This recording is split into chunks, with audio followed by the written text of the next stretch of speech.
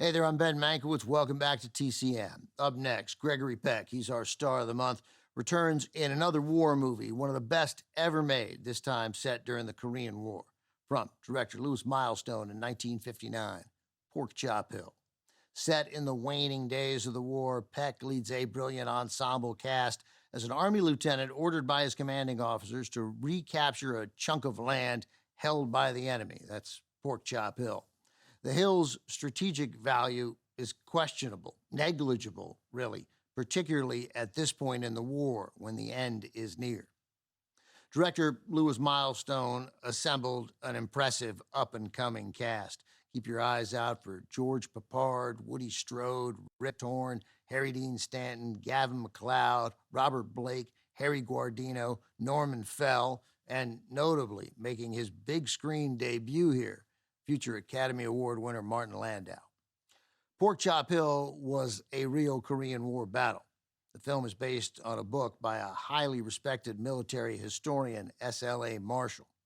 Gregory Peck was taken by Marshall's account of the battle and, sensing it would make a compelling movie, secured the film rights to produce it through his own company, Melville Productions. Peck produced 5 movies over the next 4 years, all with himself starring, including Cape Fear and To Kill a Mockingbird, which won Peck the Academy Award for Best Actor. As I said, Pork Chop Hill is one of the finest war movies ever made, capturing the fear, the sense of doom, the madness of war. No doubt, some wars are worth fighting, some battles worth winning.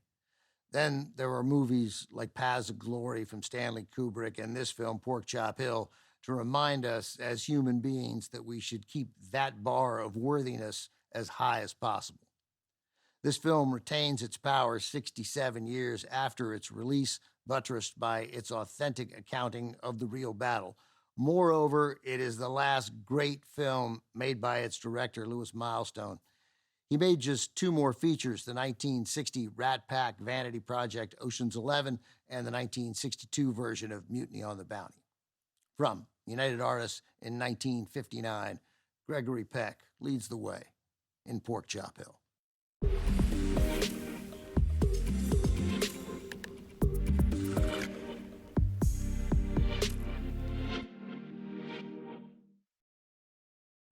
Pork Chop Hill is the last of director Louis Milestone's war movies, a captivating trilogy spread out over nearly 3 decades.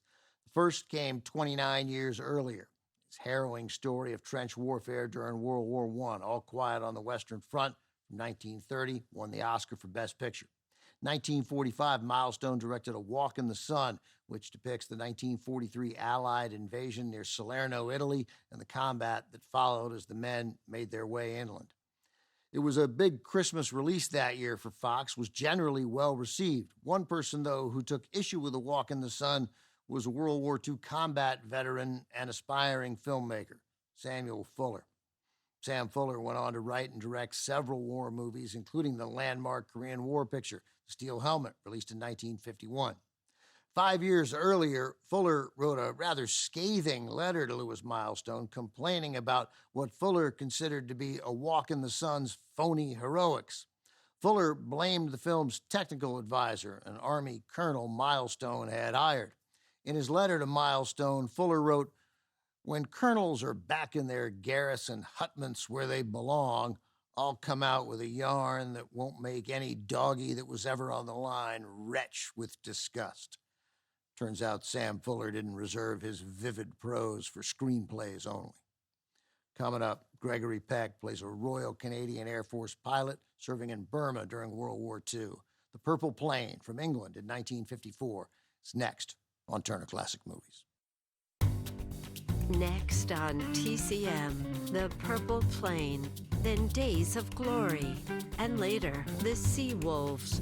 It's Gregory Peck's Pack on TCM tonight.